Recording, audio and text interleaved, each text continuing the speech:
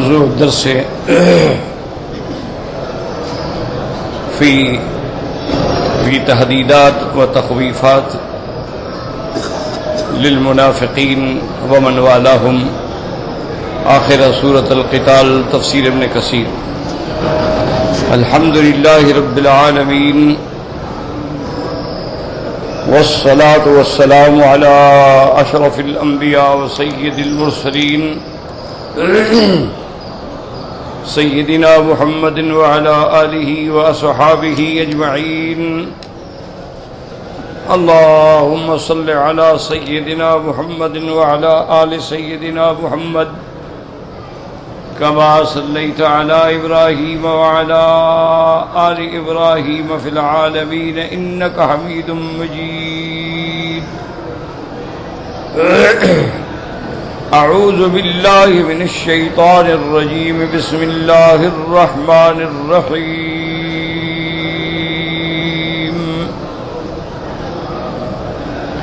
إنما الحياة الدنيا لعب ولهو وَإِن تُؤْمِنُوا وَتَتَّقُوا يُؤْتِكُمْ أُجُورَكُمْ وَلَا يَسْأَلْكُمْ أَمْوَالَكُمْ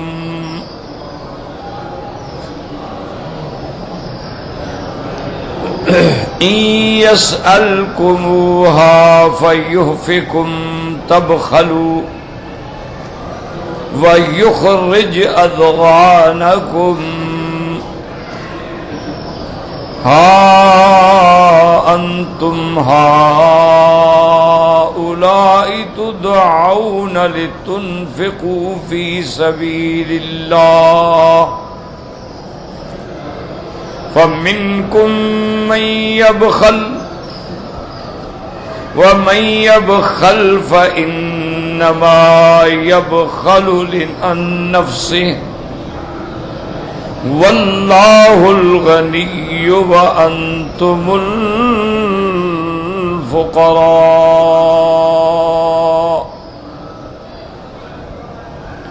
وَإِن تَتَوَلَّوْا يَسْتَبْدِلْ قَوْمًا غَيْرَكُمْ ثُمَّ لَا يَكُونُوا أَمْثَالَكُمْ. اللہ تبارک و تعالی نے کلام مقدس کی ان آیات میں اس دنیا اور اس کے اندر جو کچھ بھی ہے یعنی متاع دنیا، اس کی حقارت اور اس کی تہوین کے بارے میں ایک بات کا فرمان جاری فرمایا ہے. اللہ پاک نے فرمایا کہ انما الحیات الدنیا، انما یاد رکھیں یہ کلمہ حصر کے لیے ہوتا، یعنی اس میں گویا کلام بند ہے، حصر.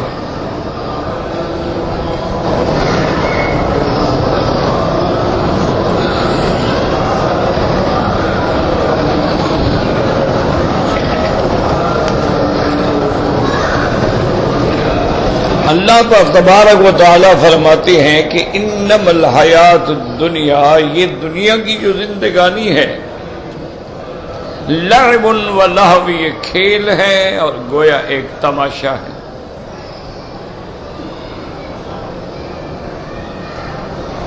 کیونکہ انسان پر کئی ادوار گزرے ہیں.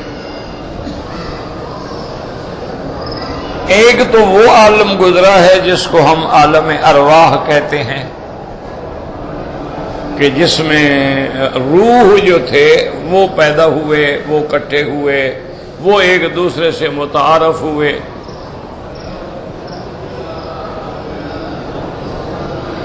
اس کے بعد آدمی پھر ایک اور عالم ہے، اس کو کہتے ہیں عالم دنیا. اب جس میں آپ زندگی گزار رہے ہیں یہ عالم دنیا. اس کے بعد پھر ایک عالم آئے گا مرنے کے بعد جس کو کہتے ہیں عالم برزخ، جو دنیا اور آخرت کے درمیان میں حائل ہے. پھر اس کے بعد آئے گا عالم آخرت.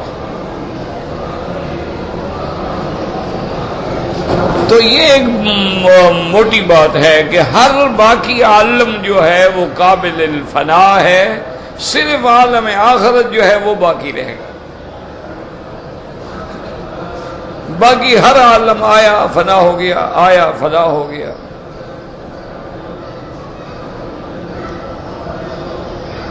اسی لیے جیسے آتا ہے نا کہ ایک ہر دن کے اندر کل یوم ہوا فی شان، ہر دن ہر گھڑی میرے مالک کی ایک شان ہے.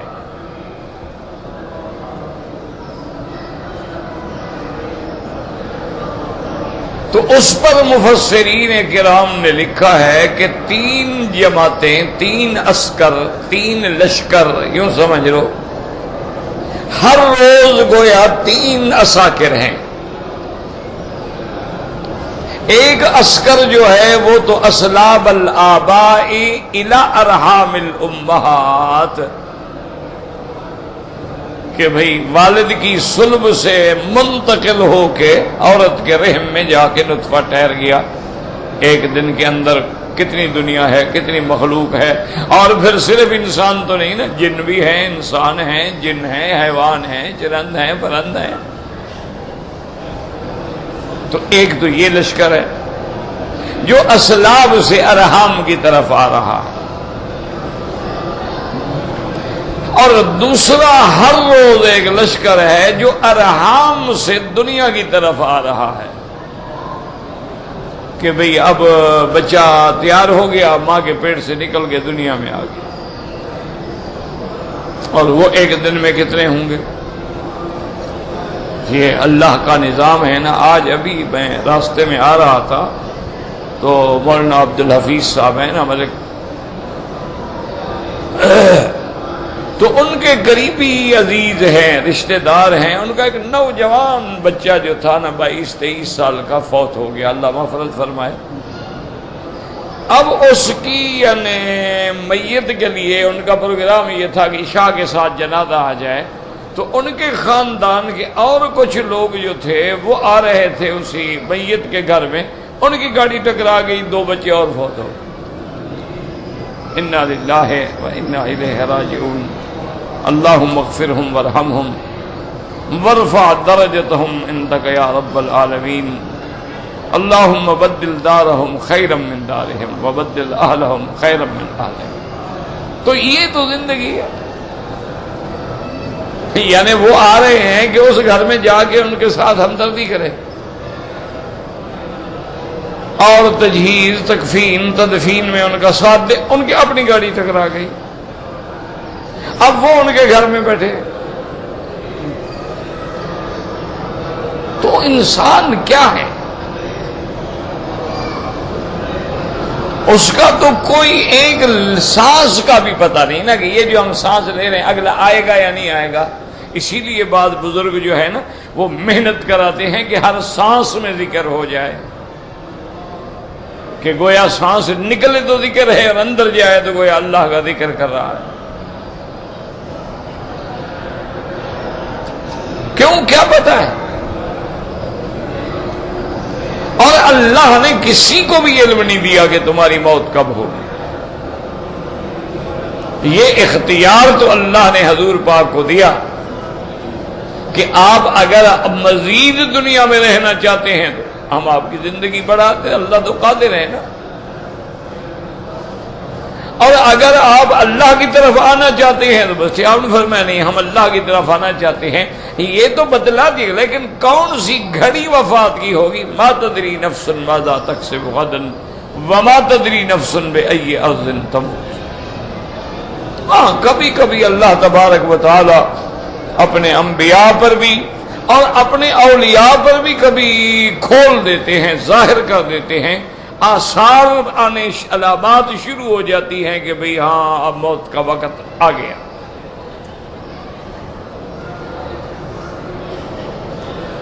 تو اس لیے یاد رکھیں کہ ایک لشکر عسکر جو ہے اسلاب سے ارحام میں، ایک ارحام سے دنیا میں، اور ایک دنیا سے قبر میں. تو ہر دن گویا یہ 3 لشکر جو ہیں یہ ترتیب سے چل رہے ہیں. ادھر قرار نطفہ قرار پکڑ رہا ہے، ادھر کسی کے ہاں بچہ پیدا ہو رہا ہے اور کسی کی موت ہو رہی ہے۔ تو اس لیے یہ دنیا جو ہے اس کی مثال دی گئی لعب اور لہو سے۔ کیا معنی ہے اس کے بارے میں مفسرین نے دو باتیں لکھی ہیں کہ ایک تو یہ ہے نا جی کہ ایک چیز ہوتی ہے کہ بھئی بالجد، کہ دیکھو نا ہم نے یہ ستون بنایا ہے حرم کا، ماشاءاللہ کتنا کھدائی کی گئی، کتنا سیمنٹ ڈالا گیا، کتنا لوہا ڈالا گیا، کتنے لوگوں نے کام کیا، کتنے مہندسین نے نقشہ بنایا، یہ تو بالجد ہے نا۔ ایک ہے کہ ویسے آدمی ایسے ڈبے پہ ڈبہ رکھ کے کھڑا کرتا جاتا کہتے میں بھی ستون بنا رہا ہوں، تو یہ تو ایک جد نہیں ہے، تو کھیل ہے نا، یہ تو کھیل ہے نا۔ اس کی مثال بعض علماء نے یہ بھی دی ہے کہ جب چھوٹے چھوٹے بچے ہوتے ہیں نا 5 سال 4 سال، تو وہ اپنے گھر کے باہر، آج کل تو خیر شہروں میں ہے نا لوگ، ورنہ دیہاتوں میں یہ ہوتا ہے کہ وہ گھر کے باہر گلیوں میں آگے بیٹھ جاتے ہیں اور وہ جناب مٹی کے ساتھ راستے بناتے ہیں۔ یہ جناب سڑک آ رہی ہے، یہ میرا گھر بن گیا، یہ جناب گیراج ہے یہاں گاڑی کھڑی کریں گے، اور یہاں جناب گائے بکریاں ان کو رکھیں گے، تو وہ گھر بناتے جا رہے ہیں، وہ بھی بنا رہے ہیں، وہ بھی بنا رہے ہیں۔ اچھا آدھا گھنٹہ پونا گھنٹہ کھیل لیا، جب اٹھ بھاگے تو پاؤں مارا اور سارے گھر شر توڑ کے لگے، ختم ہوگا، گھر بھی گئی، ہر چیز گئی۔ تو یہ دنیا تو یہ ہے، ایک وقتی کھیل تو ہے، لیکن اس کے بعد ان کو پتہ نہیں ہوتا کہ بھی ہم نے مٹی بنائی، اس کو سیدھا کیا، ایسا کیا، ایسا کیا، ایسا کیا۔ اب جیسے بعض لوگوں میں، بعض ملکوں میں برف سے گھر بناتے ہیں، بڑے بڑے ہوٹل بناتے ہیں، باقاعدہ ان میں کمرے ہیں، ان میں رہائش ہوتی ہے، لیکن آخر وہ برف سے بنے ہوئے ہیں نا کہ جب بھی گرمی پڑے گی وہ تو پورا ہوٹل ہی بہہ گیا نا، خلاص پانی ہو گیا۔ تو اچھا دوسری بات لفظ ہے لعب معنی کھیل، لہو کا اصل معنی ہوتا ہے وہ چیز یلہو جس میں انسان غافل ہو جائے، جیسے قرآن میں آتا ہے لہو الحدیث، ایسی باتوں میں مشغول ہو جانا کہ دین کا کام ختم ہو جائے۔ جیسے مثلاً آپ دیکھیں شکار ہے، آپ دیکھیں گانا بجانا موسیقی، یہ چیزیں ہیں، تو یہ ایسی چیز ہے کہ جب آدمی ان میں پڑتا ہے نا کھو جاتا ہے، یاد ہی نہیں رہتا کہ نماز کا وقت کب تھا، میں نے کہاں جانا تھا۔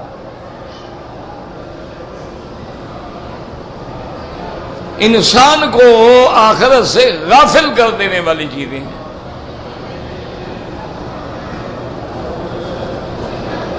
تو اس لیے اللہ نے فرمایا کہ اس دنیا کے لیے اصل بات کیا چل رہی تھی، آپ کو یاد ہے نا، اللہ نے حکم دیا جہاد کا، جب جہاد کا حکم آیا تو منافق تو مرنے لگ گئے نا، تو اللہ نے فرمایا کیوں مر رہے ہو؟ زندگی کے لیے نا، کہ حیات زندگی کے لیے، کہ جہاد پہ جائیں گے تو مارے جائیں گے، جہاد پہ جائیں گے تو زخمی ہو جائیں گے، جہاد میں جائیں گے تو پتہ نہیں کیا حشر ہو جائے گا۔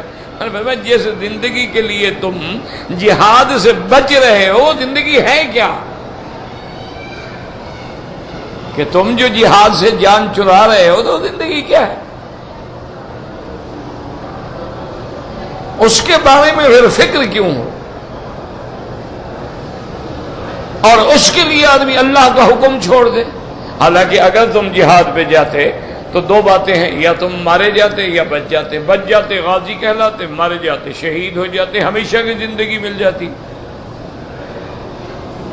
تو اسی لیے اللہ فرماتے ہیں انما الحیات الدنیا لعب ولہو وَإِن تُؤْمِنُوا وَتَتَّقُوا يُؤْتِكُمْ أُجُورَكُمْ وَلَا يَسْأَلْكُمْ أَمْوَالَكُمْ۔ اب اللہ فرماتے ہیں اگر تم ایمان لے آؤ وَإِن تُؤْمِنُوا وَتَتَّقُوا، اور اللہ سے صحیح معنی میں ڈرنے والے بن جاؤ، يُؤْتِكُمْ أُجُورَكُمْ، اللہ تمہیں تمہاری پوری پوری محنت کا بدلہ دیں گے، اجر دیں گے۔ اور اس کے بعد وَلَا يَسْأَلْكُمْ أَمْوَالَكُمْ، اور اللہ تجھ سے تمہارے مالوں کے بارے میں کوئی سوال نہیں کریں گے۔ اب بات سمجھیں کہ یہ خطاب اگر مومنین کو ہے، اگر صحابہ کو ہے، صحابہ تو پہلے ہی مومن ہیں، بات سمجھیں کہ خطاب کس کو ہے۔ وَإِن تُؤْمِنُوا وَتَتَّقُوا، یاد رکھو اگر تو خطاب منافقین کو ہے، جیسے پیچھے منافقوں کے بارے میں بات چلی آ رہی ہے، پھر تو کوئی مشکل نہیں۔ اللہ فرماتے ہیں ظالم و نفاق چھوڑ کے پکے مومن بن جاؤ، اللہ سے پکے ڈرنے والے بن جاؤ تو تمہیں تمہارا اجر ملے گا۔ اور وَلَا يَسْأَلْكُمْ أَمْوَالَكُمْ، اور اللہ تبارک و تعالیٰ تم سے تمہارے مال نہیں طلب کرتے ہیں۔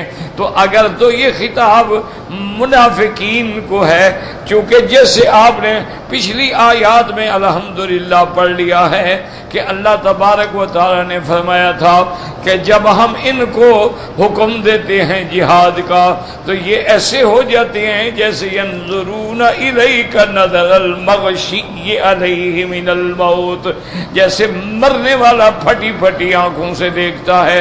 اور اس کے بعد بھی یہی حکم آیا تھا کہ ام حسب الذین فی قلوبہم مرض، کیا یہ منافق جن کے دلوں میں روگ ہیں، کھوٹ ہیں، کیا یہ گمان کرتے ہیں کہ اللہ ان کے کھوٹ ظاہر نہیں کریں گے؟ نہیں، ہم نکالیں گے ان کے کھوٹ، ہم ظاہر کریں گے، پتہ لگ جائے گا دنیا کو کہ یہ مومن ہیں، یہ منافق ہیں۔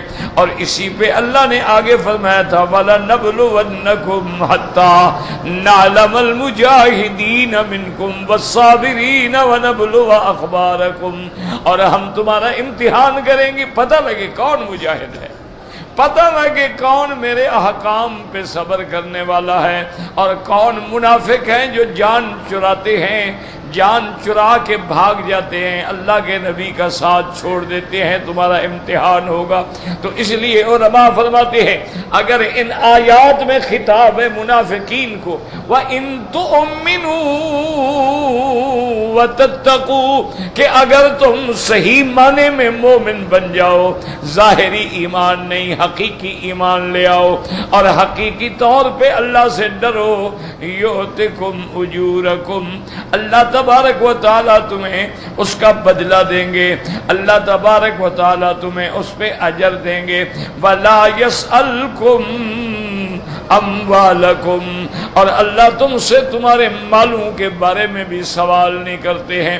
ان یسألکموہا فیحفکم تبخلوا ویخرج ادغانکم، اگر اللہ تم سے سارے مال کا سوال کر دے، فَيُحْفِكُمْ کہ پورے کا پورا مال دے دو تو تم بخل کرو گے، اور يُخْرِجْ أَدْغَانَكُمْ، اور تمہارے اندر جو چھپا ہوا ہے، تمہارے اندر جو حقد ہے اور تمہارے اندر جو مال کی محبت ہے وہ کھل کے سامنے آ جائے گی، لیکن اللہ تم سے مال کا سوال نہیں کرتا۔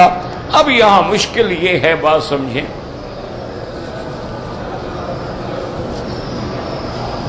ایک مشکل تو یہ ہے کہ اللہ نے اگر یہ خطاب مومنین کو بھی شامل ہے، وہ تو پہلے مومن ہے، پھر کیا مانا کہ وَإِن تُؤْمِنُوا، اب اس کے دو جواب یاد رکھ لو۔ اگر یہ مخاطب ہے منافق تو بات ہی ختم ہو گئی نا، کہ بھئی تم منافق ہو نا، پکا ایمان لے آؤ۔ اور اگر مومن بھی مخاطب ہے تو معنی یہ ہوتا ہے کہ ایمان والو اور زیادہ سے زیادہ ثابت قدم رہو، جیسے کئی آیتوں میں آتا ہے یا ایھا الذین الذین آمنوا آمنوا، ایمان والو ایمان لاؤ، تو معنی یہ ہوتا ہے جمع رہو، جیسے ہم نمازوں میں پڑھتے ہیں اہدنا الصراط المستقیم، حالانکہ الحمدللہ مسلمان نماز میں ہے، اللہ کی عبادت کر رہا ہے، صراط مستقیم پہ تو کھڑا ہے، پھر کیا معنی کہ اہدنا، تو معنی ہوتا ہے ثبتنا علی الہدایت، کہ مولا جیسے تو نے ہمیں یہ رستہ دکھایا ہے اب اسی پہ ثابت قدم رکھنا، اسی پہ موت آئے اور اسی پہ ہمیں جنت نصیب ہو جائے۔ تو اس لیے بعض علماء فرماتے ہیں پھر معنی یہ ہوگا وَإِن تُؤْمِنُوا، اگر تم اپنے اس ایمان پہ اور ثابت قدم رہو گے اور اپنے اتقاء میں اور درجات بلند کرو گے، چونکہ تقوی کے کئی درجات ہیں، یاد رکھو تقوی کا قرآن میں بڑا حکم ہے، کہیں اللہ فرماتے ہیں یا ایھا الذین آمنوا اتقوا اللہ حق تقاتہ، اور کہیں اللہ فرماتے ہیں یا ایھا الذین آمنوا اتقوا اللہ وقولوا قولا سدیدا، اور کہیں اللہ فرماتے فاتقوا اللہ، اور کئی مقام پہ اللہ نے یہ حکم دیا اتقوا اللہ اتقوا اللہ۔ تو علماء فرماتے ہیں تقوی جو ہے اس کے درجات ہیں، سب سے پہلا تقوی یہ ہے کہ انسان شرک سے بچ جائے، کفر سے بچ جائے، ایمان میں داخل ہو جائے، یہ تقوی کے اندر آ گیا۔ اور دوسرا مدارج یہ ہے ایمان بھی لے آئے اور کبائر گناہوں سے بھی بچ جائے، یہ بھی تقوی ہے کہ ایمان لائے لیکن جتنے کبیرے گناہ ہیں، بڑے بڑے گناہ ہیں، موبقات ہیں، ہلاک کر دینے والے گناہ ہیں، جیسے زنا ہے، شراب ہے، جوا ہے، قذف المحسنات ہے، تولی جنگ سے منہ چرا کے بھاگنا ہے، کسی مومن مرد عورت پہ تہمت لگانا ہے، یہ ایسے گناہ ہیں جو بندے کو ہلاک کر دیتے ہیں۔ تو اگر ان گناہوں سے بھی بچ جائے تو یہ تقوی ہے۔ ایمان مانا کفر سے بچ گیا تو تقوی، پھر بڑے گناہوں سے بچ گیا، یہ بھی تقوی کا ایک درجہ ہے۔ اور ایک درجہ وہ ہوتا ہے، علماء نے فرمایا کہ صرف بڑے گناہ نہیں بلکہ بڑے گناہوں سے بھی اور چھوٹے گناہوں سے بھی بچ گیا، یہ بھی تقوی ہے۔ تو تقوی کے مدارج ہیں اللہ اکبر۔ اور بعض جو اولیاء اللہ ہے نا وہ تو پھر اپنے ذوق کے مطابق ترجمہ کرتے ہیں، وہ کہتے ہیں اس کا معنی یہ ہے کہ غیر اللہ کا خیال ہی نہ رہے، بس ہر وقت اللہ کا خیال ہے، ہر چیز سے بچ گیا، وہ کہتے ہیں ہر چیز سب ختم۔ اللہ اکبر، یہ مقامات ہوتے ہیں، یاد رکھو۔ وہاں تو کہہ دیتے ہیں ہو جی ایسی ہے تو بس صوفیوں کی باتیں نہیں ہیں، مقامات ہوتے ہیں۔ کبھی کبھی آپ دیکھیں بی بی عائشہ رضی اللہ تعالی عنہا سے پوچھا گیا حضور پاک کے روزے کے بارے میں، آپ فرماتی تھی حضور کبھی روزہ رکھنا شروع کرتے تو معلوم ہوتا تھا کہ افطار نہیں کریں گے، روزہ ہی روزہ روزہ، اور کبھی آپ روزے چھوڑ دیتے تو معلوم ہوتا تھا کہ اب روزہ نہیں رکھیں گے۔ اور کبھی ایسے حالات بھی ہوتے تھے حضور صلی اللہ علیہ وسلم گھر میں بیٹھے ہیں لیکن نہ بیوی کی طرف توجہ ہے نہ کسی چیز کی طرف توجہ ہے، اپنے اللہ کی طرف توجہ ہے، یہ بڑے مقام۔ اسی طرح جو ہے نا جی یاد رکھیں کہ ہمیشہ وہ تصوف جو قرآن و سنت کے تابع ہے وہ تو بالکل اس پر سب کا ایمان ہے، اس کا کون انکار کر سکتا۔ ہاں جن لوگوں نے تصوف کو بدنام کیا ہے، باطنیہ فرقے بن گئے، حلولیہ فرقے بن گئے اور نئی نئی ایجادات و احداثات کے چکر میں پڑ گئے، ان کی طرف تو وہ تو حجت نہیں ہے۔ اور اسی لیے علماء نے لکھا ہے کہ ان کی باتیں جو ہے نا کبھی دیکھو کبھی معرفت کی باتیں ہوتی ہیں، کبھی حقائق کی باتیں ہوتی ہیں، کبھی ان کے شطحیات ہوتے ہیں جن کی حجت ہی کوئی نہیں، پتہ ہی نہیں کہ کیا کہا ہے اس نے، کہا پھر ان باتوں کو چھوڑ دو۔ اس لیے علماء نے فرمایا چونکہ تقوی کے درجات ہیں، شرک سے بچنے والا بھی متقی، شرک اور بڑے گناہوں سے بچنے والا بھی متقی، شرک بڑے گناہ چھوٹے گناہوں سے بچنے والا بھی متقی، اور ہر چیز کو چھوڑ دینا کیا مانا؟ حضور پاک رحمت دو جہاں صلی اللہ علیہ وسلم حضور تشریف لائے نا مدینہ منورہ میں، ایک باغ میں دیکھا کہ صحابہ جو ہے نا نو کھجور کا اندر سے جو ہے نا تعبیر نخل کر رہے ہیں، اس کا بور لے کے مادہ کا جو مقام اس کو چیر کے اس میں بور بھر رہے ہیں۔ حضور نے فرمایا یہ کیا کرتے ہو؟ انہوں نے کہا یا رسول اللہ اس کو ہم تعبیر کہتے ہیں کہ کھجور جو ہے نا اس میں بھی نر مادہ ہوتا ہے، تو نر کا بور اس میں ڈالتے ہیں تو پھر پھل زیادہ آتا ہے۔ آپ نے فرمایا پھل تو اللہ دیتا ہے، یہ بور شور تھوڑا پھل دیتا ہے، چھوڑو کیا کر رہے ہیں ہم کا، چھوڑ دیا۔ ہو جناب کھجوریں پھلی نہیں، پھل آیا ہی نہیں۔ حضور پاک نے فرمایا وہ کیا ہوا بھائی کھجوروں کا؟ رسول اللہ آپ نے منع کر دیا، ہم تو رک گئے تو کھجوروں میں تو آئے، پھل ہی نہیں آیا۔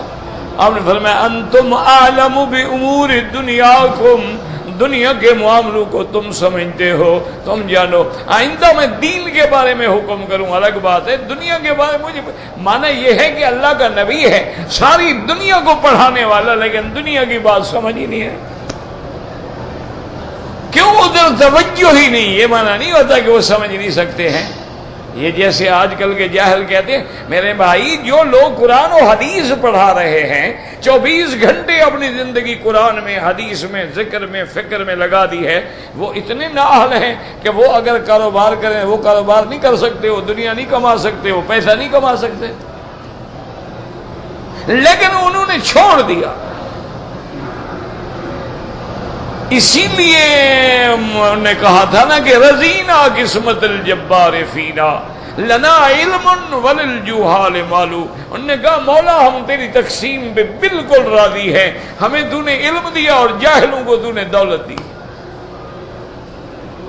کتنے بڑے بڑے جاہل ہیں، ان پڑھ، یعنی جنہیں آپ کہتے ہیں انگوٹھا چھاپ، دستخط بھی نہیں کر سکتے، انگوٹھا لگاتے ہیں، ان کے پاس کروڑوں روپے، پتہ ہی نہیں ان کے بینک میں اکاؤنٹ کتنا ہے۔ اور بڑے بڑے علماء، بڑے بڑے محدثین، بڑے بڑے فقہاء، بڑے بڑے اولیاء، ایک وقت کی روٹی نہیں ہوتی، سوکھی روٹی پانی میں بھگو کے صبح کو کھاتے تھے۔ تو یہ اللہ کی تقسیم ہے اور وہ اس پہ بالکل راضی ہوتے ہیں، وہ کہتے ہیں ہمیں دنیا کی رنگینی چاہیے ہی نہیں۔ اللہ اکبر، لیکن یہ مقام ہر کسی کو تو نہیں ملتا نا، یہ تو پھر ایسی باتیں تو دیکھیں نا جی، آخر سنار اور لوہار میں تو فرق ہوتا ہے۔ اگر آپ سونے کا زیور لوہار کے پاس لے جائیں گے، جناب یہ ٹیڑھا ہو گیا ہے ٹھیک کر دو، انشاءاللہ ایک ہی چوٹ میں سب ٹھیک ہو جائے گا، نہ زیور رہے گا نہ ٹیڑھا پن رہے گا۔ اس کے بعد آپ لے جائیں گھڑی، جناب کہ بڑی قیمتی گھڑی ہے یار یہ چل نہیں رہی ہو، کہ ٹھیک ہے رکھو جی، اس کو بس ہتھوڑا مارتے ہیں، ابھی چلے گی، کیوں نہیں چلے گی؟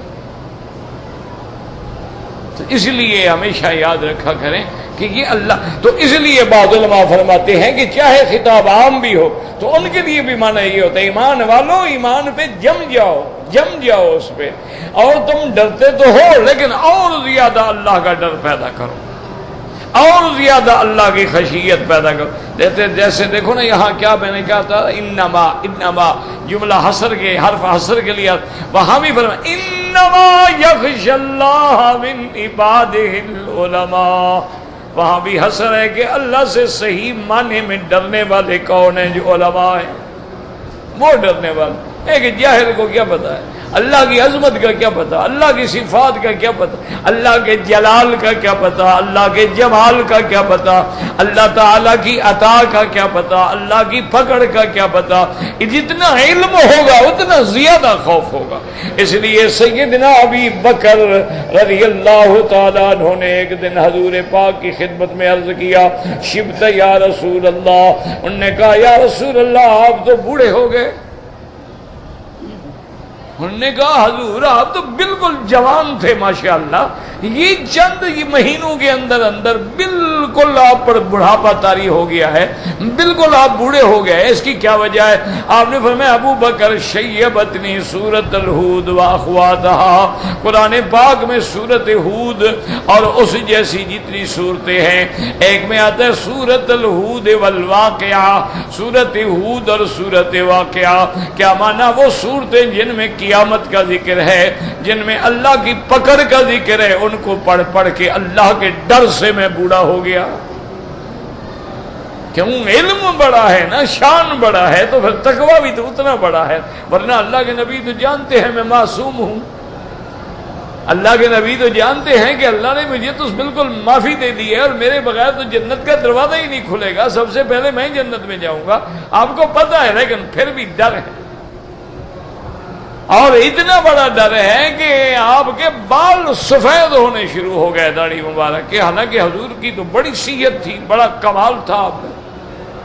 تو وجہ کیا ہے کہ جتنا علم ہوگا اتنا تقویٰ ہوگا، علم نہیں ہوگا تقویٰ کیا ہو؟ اس لیے فرمایا وَإِن تُؤْمِنُوا وَتَتَّقُوا يُؤْتِكُمْ أُجُورَكُمْ وَلَا يَسْأَلْكُمْ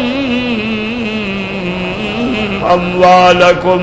یاد رکھو، اب دوسرا مشکل سوال اس آیت میں یہ ہے، وَلَا يَسْأَلْكُمْ أَمْوَالَكُمْ، اللہ تم سے تمہارے مال نہیں مانگتا۔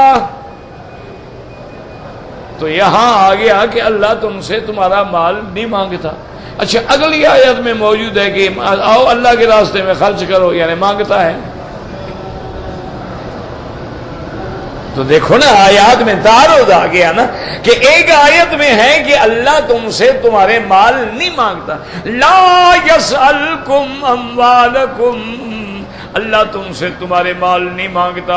اور اگلی آیت میں ہے ہاں انتم ہؤلاء تدعون لتنفقوا فی سبیل اللہ، تمہیں بلایا جاتا ہے کہ تم اللہ کے راستے میں خرچ کرو، اور کئی مقام پہ فرمایا وانفقوا فی سبیل اللہ، اللہ کے راستے میں خرچ کرو، ولا تلقوا بایدیکم الی التہلکہ، اور کئی مقام پہ فرمایا لا تجعل یدک مغلولۃ الی عنقک، اپنے ہاتھوں کو گردن پہ باندھ کے نہ رکھو بلکہ اللہ کے راستے میں خرچ کرو۔ جیسے کہ صحیح حدیث میں آتا ہے، میرے آقا رحمت دو جہاں حضرت محمد مصطفیٰ صلی اللہ علیہ وسلم فرماتے تھے انفق بلالا انفق بلالا، آپ فرماتے بلال خرچ کرو، اللہ کے راستے میں خرچ کرو، لا تخشا علی ذی العرش اکلالا، تم اپنی غربت کا فقیری کا فکر نہ کرو، رزق دینے والا میرا اللہ تبارک و تعالی ہے، تم اللہ کے راستے میں خرچ۔ تو کئی مقامات پہ اللہ نے فرمایا انفقوا فی سبیل اللہ، کئی مقام پہ اللہ نے فرمایا اے ایمان والو نماز قائم کرو اور زکوٰۃ ادا کرو، اور کئی مقام پہ اللہ نے فرمایا من ذا الذی یقرض اللہ قرضا حسنا، کون ہے جو اللہ کو قرض دے؟ تو اب سوال سمجھو کہ ایک آیت کہتی ہے کہ ہم تم سے تمہارا مال نہیں مانگیں گے، دوسری آیت کہتی ہے کہ خرچ کرو، تو بظاہر دونوں آیات میں تعارض آ گیا۔ تو اس لیے یاد رکھیں کہ یہ پھر علماء کا کام ہوتا ہے، مفسرین کا کام ہے، محدثین کا کام ہے کہ جب وہ آیات میں تعارض آتا ہے تو پھر اس تعارض کو اٹھانے کی کوشش کرتے ہیں، اس کو رفع کر کے دونوں آیات کو جمع کرنے کی کوشش کرتے ہیں۔ تو اب مفسرین نے یاد رکھو اس کے کیا جواب دیے۔ ایک جواب یہ دیا ہے کہ لا یسألکم اموالکم، اللہ تم سے تمہارے مال نہیں مانگتا۔ کیوں؟ اللہ تو غنی ہے، اللہ کو کوئی ضرورت، تو اللہ اپنے لیے تم سے نہیں مانگتا۔ لا یسألکم اموالکم، اللہ اپنے لیے تم سے تمہارے مال نہیں مانگتا۔ کیوں؟ واللہ الغنی وانتم الفقراء، اللہ غنی ہے، تم تو بھکاری ہو، تم تو فقیر ہو، مانگنے والے ہو، اس کے دروازے پہ ہاتھ پھیلانے والے ہو، اس لیے اللہ اپنے لیے تم سے مال نہیں مانگتا۔ یاد رکھیں۔ تو اب سمجھ آ گئے۔ اچھا، جہاں حکم دیتے ہیں خرچ کرو تو سمجھایا بندے یہ جو تم خرچ کر رہے ہو اس کا بدلہ بھی اللہ تمہیں دیں گے، تمہارے فائدے کے لیے ہے، تمہارے نفع کے لیے ہے، اللہ کی ذات کے لیے نہیں ہے۔ تم اللہ کے راستے میں خرچ کرو گے، اللہ تمہیں 10 گنا بدلہ دیں گے، اللہ چاہے تو 700 گنا بدلہ دے دیں، اللہ چاہے تو مسجد الحرام میں 1 کا 1,00,000 بدلہ دے دیں۔ اللہ تبارک و تعالی تم ایک کھجور کے برابر صدقہ کرتے ہو، اللہ اس کو بڑھاتے بڑھاتے بڑھاتے جبل احد کے برابر بنا کے تمہیں ثواب عطا فرما دیتے ہیں۔ تو معنی یہ ہے کہ اللہ تم سے اپنی ذات کے لیے نہیں مانگتے ہیں، یہ جتنا حکم دیا گیا ہے اس کا فائدہ جو ہے وہ تمہیں پہنچتا ہے۔ اس کا فائدہ اگر تم زکوٰۃ دیتے ہو تیرا مال بھی پاک ہو جاتا ہے، اور دوسرا فائدہ یہ ہے کہ مال بنتا جائے، غریبوں کو کبھی نہ دو تو کسی وقت وہ گھر کا نوکر بھی باغی ہو کے رائفل مالک کی لے کے گولی مار دیتا ہے، کہتا ہے مرے بدبخت 20 سال ہو گئے اس کے پاس کام کرتے ہوئے پیسے نہیں دیتا۔ ایک دفعہ یہ میرا ایک دوست تھا تو میں شہر سے گزرا تو وہ گاڑی پہ کھڑا دیکھا بیچارہ بھاگ کے آ گیا ملنے کے لیے، تو اس کا بڑا کپڑے شپڑے پر کیا بھائی کیا ہو گیا یار تمہارا تو بڑا برا حال لگ رہا ہے۔ انہوں نے کہا جی اچھا وہ ایک پیر صاحب تھے، ان کا ڈرائیور تھا، ان کی کار چلاتا تھا۔ میں نے کہا کیا ہو گیا؟ انہوں نے کہا جی پیر صاحب تو نہ تنخواہ دیتے ہیں نہ کبھی کپڑے دیتے ہیں، تو اب میں کیا کروں؟ میں نے کہا یار پیر صاحب نے تمہیں جنت کی ٹکٹ دے دی ہوگی نا، تمہیں پیسوں کی کیا ضرورت ہے؟ پیر صاحب نے تمہیں تو جنت کی ٹکٹ لے کر دے دی ہوگی، جان چھوٹی، تم جنت میں جاؤ وہاں لینا، یہاں تو پھرو ایسے۔ انہوں نے کہا حضرت میرے پیر کا جو حال ہے مجھے تو خطرہ ہے وہ بھی جہنم میں جائے گا تو مجھے کہاں سے ٹکٹ دے گا؟ میں نے کہا ابھی تم ابھی تک پکے وہابی ہو، ماشاءاللہ بھی ٹھیک۔ تو یہ ہوتا ہے نا جی کہ بخل کا یہ عالم ہے، اس لیے اللہ نے فرمایا کہ یہ جو تم زکوٰۃ دیتے ہو بدبختو غور کرو کہ 2.5% صرف زکوٰۃ ہے۔ اچھا زمین سے آبادی کی تم نے کھیت سے، یا 20واں حصہ یا 10واں حصہ ہوگا تو دو گے نا، اگر خدا نہ خواستہ فصل نہ ہو تو نہیں دو گے، فصل ہوگا تو عشر دو گے نا، 10واں یا 20واں حصہ پہلے ہو تو صحیح نا۔ اچھا اس کا فائدہ کیا ہوتا ہے کہ وہ جتنے بندے عشر لے کے جائیں گے وہ تیرے فصل کے لیے دعا کریں گے، اللہ کرے اور زیادہ ہو، ہمیں اور زیادہ ملے۔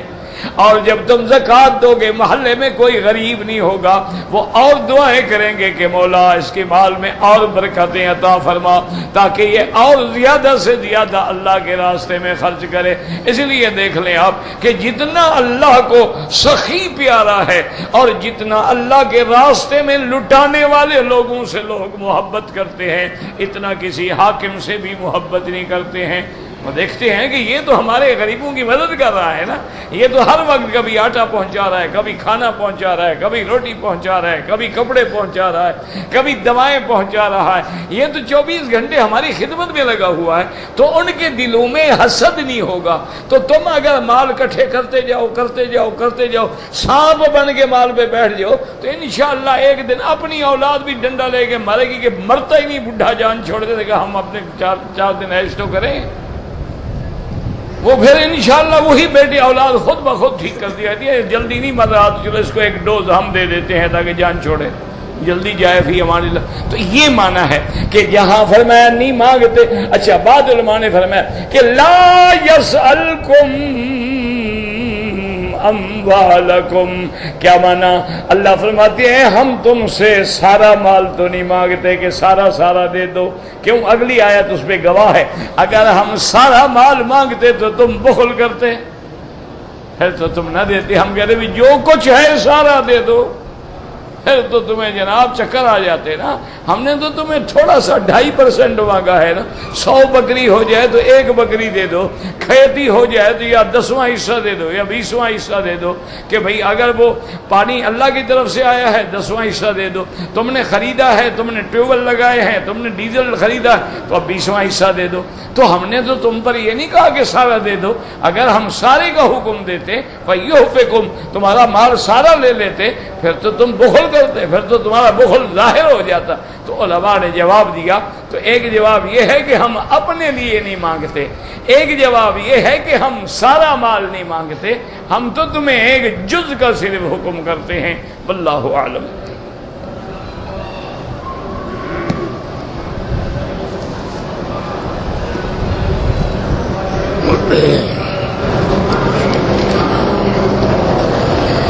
کہتے جی کہ امام قرات کر رہا ہے تو مقتدی جو ہے وہ امام کے پیچھے ثنا یعنی سبحانک اللہم و بحمدک، یہ تو تب ہے جب موقع ہو، جب اس نے قرآن شریف شروع کر دیا، سنو بس، اب کچھ بھی نہیں پڑھ سکتے۔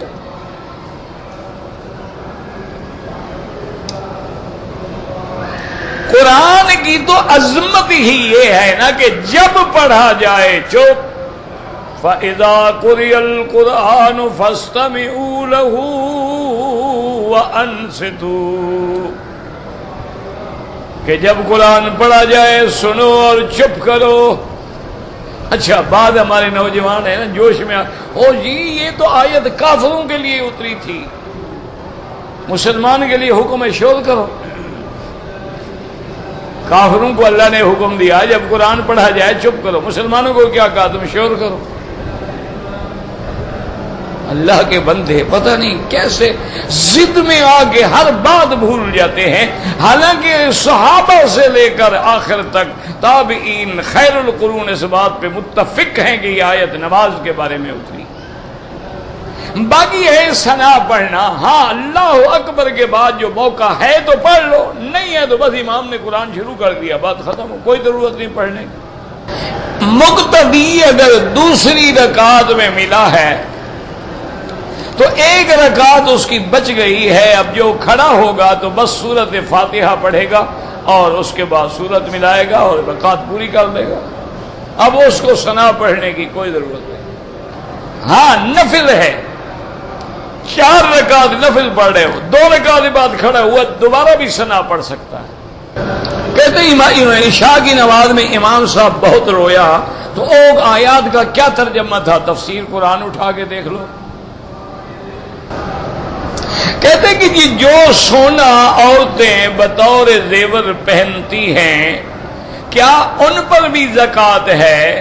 امام احمد بن حنبل رحمۃ اللہ علیہ فرماتے ہیں کہ جو زیور عورت کے استعمال میں ہے، یہ معنی نہیں ہوتا کہ روز پہنے، منع ہے کبھی شادی پہ خوشی پہ پارٹی پہ پہنتی ہے تو اس پہ زکوٰۃ نہیں ہے، لیکن امام ابو حنیفہ رحمۃ اللہ علیہ فرماتے ہیں کہ وہ پہنتی ہے یا خرید کر کے رکھا ہوا ہے یا اس لیے ہے کہ دکھ سکھ آئے گا تو بیچ دیں گے، ہر حال میں زکوٰۃ۔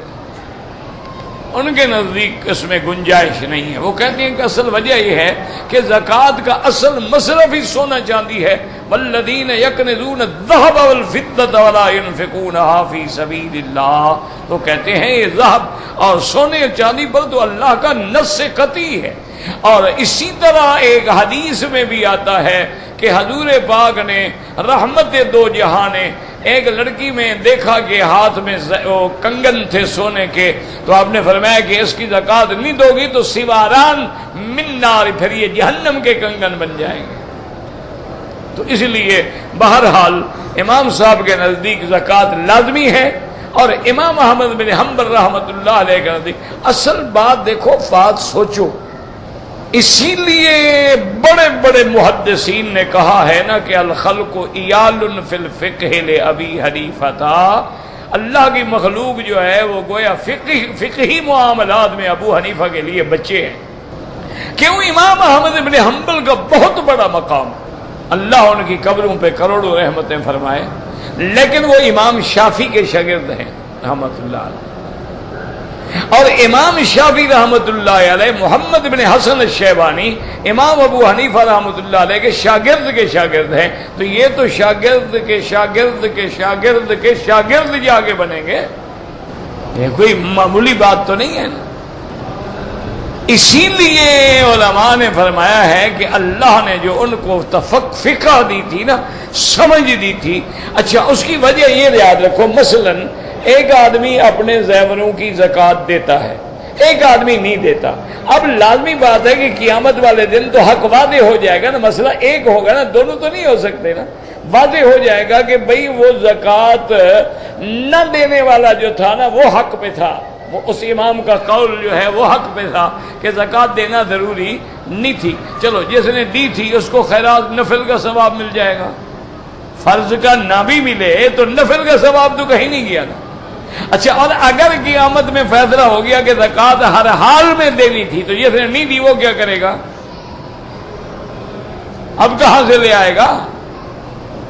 تو امام صاحب ایسا کام کرتے ہیں کہ ہر حال میں قرآن و حدیث کے لیے جامع ہو جائے اور بندے کی آخرت سنور جائے کہ بھئی ٹھیک ہے اگر فرض نہ بھی ہو تو نفل کا ثواب تو کدھر بھی نہیں گیا نا. اچھا, باقی رہ گیا ہیرا وغیرہ جو پتھر ہیں ان پہ زکوٰۃ نہیں ہوتی.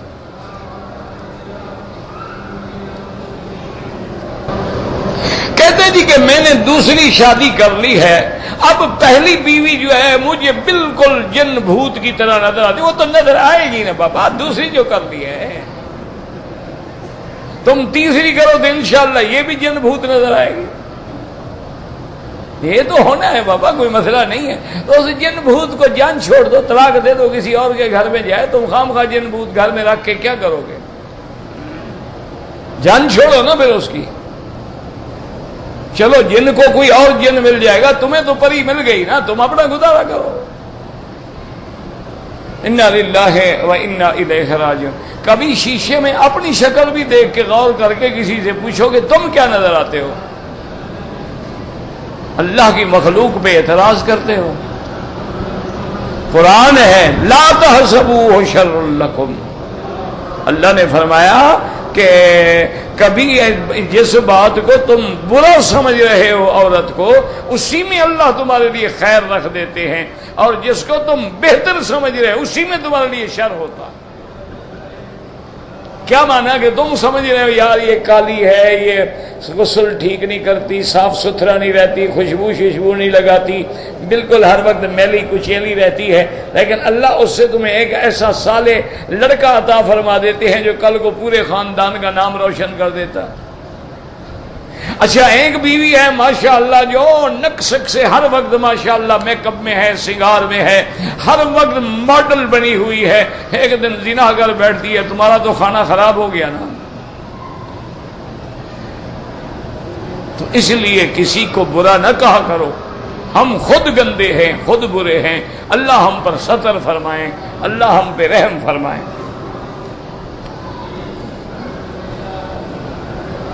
کہتے جی کہ مسجد قباء میں جا کر نماز پڑھنے سے عمرے کا ثواب ملتا ہے؟ بالکل ملتا ہے. اب کہتے ہیں وہ کسی مردے کے, تم جس کو چاہو وہ ثواب دے دو, تمہیں عمرے کا ثواب مل گیا. حضور نے فرمایا جو بندہ مسجد مدینہ پاک سے یعنی مدینہ پاک اپنے گھر سے نکل کے پیدل جائے تو افضل ہے, سواری پہ جائے تب بھی جائز ہے. مسجد قباء میں جا کے 2 رکعت پڑھے تو اس کو ایک عمرہ مقبول کا ثواب ملتا ہے. تو اب ثواب گویا تمہیں مل گیا, اب تمہاری مرضی, جس کو چاہو دے دو. میری مزدوری ہے, میں نے مزدوری کی, شام کو مجھے 100 ریال ملنے ہیں, میں ان کو کہتا ہوں جی کہ میری تنخواہ فلانے کو دے دو, ٹھیک ہے تمہاری مرضی ہے. یہ تو اچھا, ہم جو عمرے کرتے ہیں ان کے قبول ہونے کا تو پتہ ہی نہیں نا, اس کے بارے میں تو حضور نے فرمایا مقبول عمرے کا ثواب ملتا ہے. اچھا, اس سے بھی بڑا آسان حل ہے کہ جہاں بھی نماز پڑھو کسی ملک میں, کوئی مکہ مدینے پاک میں جہاں بھی پڑھو, فجر کی نماز پڑھ کے اسی مسجد میں بیٹھ جاؤ, دنیا کی کوئی بات نہ کرو, کس سے کہانیاں نہ کرو, ذکر کرو, قرآن پڑھو, درود پڑھو, بیٹھے رہو. جب سورج نکلنے کے بعد قید رمحن ایک نیزے کے برابر اوپر آ جائے, یعنی سورج کے نکلنے کے تقریباً 15 سے 20 منٹ بعد 2 کھڑے ہو کے 2 رکعت پڑھ لے یا 4 رکعت پڑھ لے, حضور نے فرمایا اس کو بھی پورے عمرے کا ثواب ملتا ہے. یہ تو ہر آدمی ہر جگہ حاصل کر سکتے ہو.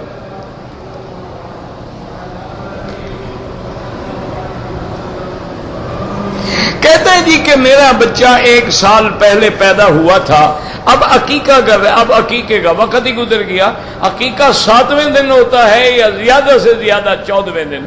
نہیں کیا. اور کون سے تم نے کام کیے ہوئے ہیں؟ باقی عقیقہ بچ گیا ہے.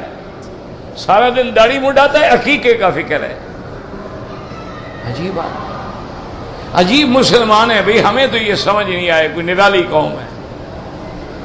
عقیقہ سنت ہے، ہو گیا، نہیں ہوا. اچھا ایک آدمی غریب ہے، اس کے گھر میں روٹی نہیں، کہاں سے عقیقہ کرے گا بیچارہ؟ وہ مرغی نہیں ذبح کر سکتا تو 2 بکرے کہاں سے لے آئے گا؟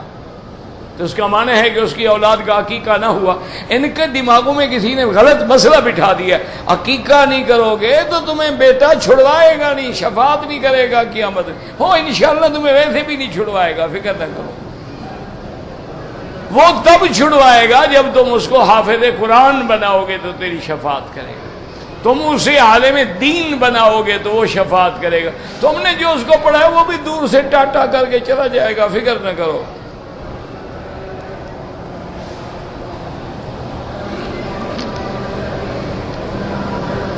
میت کو دفن کرنے کے بعد 40 دن اس کی قبر پہ بیٹھ کے تلاوت کرتے ہیں، بالکل بدعت ہے.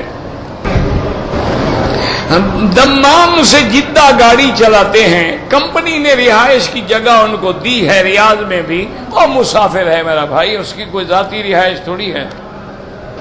جب آدمی نماز پڑھتا ہے تو سر پر ٹوپی یا رومال لازم ہے. خذوا زینتکم عند کل مسجد. وہ مسئلہ یہ ہے اگر ایک آدمی کے پاس کپڑا نہ ہو تو سر ننگے بھی نماز ہو جاتی ہے. کپڑا نہ ہو تو قمیض کے بغیر بھی نماز ہو جاتی ہے. لیکن یہ کوئی نہیں کہ فیشن کے طور پہ انگریز کو خوش کر کے اپنی بودی دکھانے کے لیے اتار دو، اپنی نماز کو مکروہ کر دیتے ہو. ایسے آدمی کو پھر نماز پڑھنے کی کیا ضرورت ہے؟ خدا کے گھر آتے ہوئے بھی تمہیں انگریز کی شکل محبوب ہے. کم از کم ایک ٹوپی جالی والی جیب میں رکھ لو، کیا پہاڑ ٹوٹ جائے گا؟ آگے پیچھے تم جناب فیشن دکھاؤ، لوگوں کو بتاؤ دیکھو میرے بندر کی طرح کیسے بال ہیں. لیکن خدا کے آگے تو بندے بنو، خدا کے آگے تو کچھ شرم کرو. ایک دن میرے مدنی پاک نے بغیر ٹوپی بغیر پگڑی کے نماز نہیں پڑھی. پتہ نہیں کہاں سے فیشن آ گیا ہے. انا للہ و انا الیہ راجعون.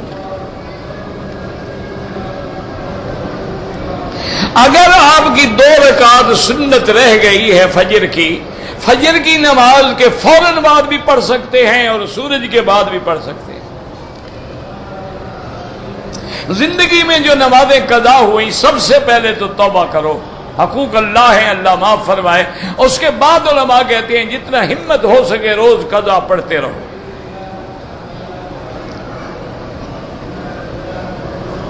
وتر کا پڑھنے کا طریقہ یہ ہے کہ 3 رکعتیں ایک سلام کے ساتھ، یا بعض علماء 2 رکعت پہ سلام پھیر کے پھر 1 رکعت پڑھتے ہیں. دونوں حدیث میں موجود ہیں. ہمیں تو کسی سے جھگڑا نہیں الحمدللہ.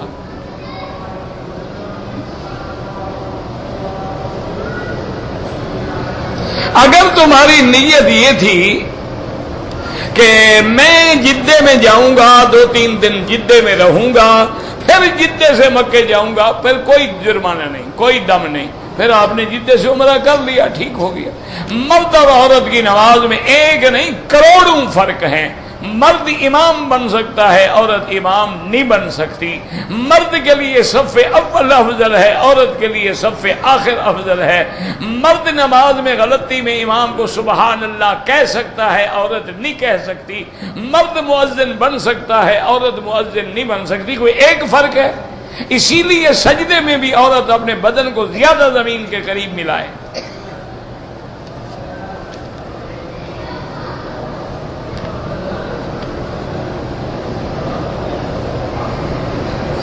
کہتا ہے کہ میں نے مدینے سے حج کی نیت کی تھی، مجھے پتہ نہیں کہ کون سے حج کی نیت تھی. میں نے عمرہ کیا، بال کٹائے، احرام نہیں کھولا. جب بال کٹائے احرام خود بخود کھل گیا. کیسے نہیں کھولا؟ وہ تو احرام کوئی چادروں کا نام تھوڑا ہوتا ہے. بال کٹائے احرام کھل گیا. ساری زندگی 2 چادریں پہن کے پھرتے رہو تو کیا احرام تھوڑا ہوگا؟ وہ تو جوگی بھی 2 چادریں پہن کے پھرتے ہیں، ان کبھی احرام میں ہے. وہ احرام تو اس نیت کا نام تھا کہ جب تم نے 2 رکعت پڑھی اس کے بعد لبیک اللہم لبیک پڑھا، تمہارا عمرہ ہو گیا. بال کٹائے عمرہ ختم.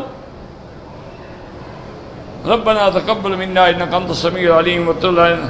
ذوالقرنین کے سینگ، کوئی ذوالقرنین کے سینگ نہیں تھے. کس نے کہا آپ کو سینگ تھے؟ دیکھا تھا آپ نے ان کو؟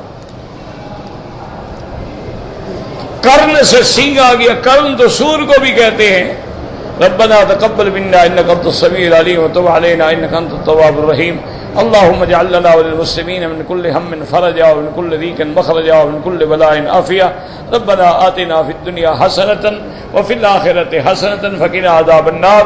صلى الله تعالى على خير خلقه خلقه خلقه خلقه خلقه خلقه خلقه خلقه خلقه خلقه خلقه خلقه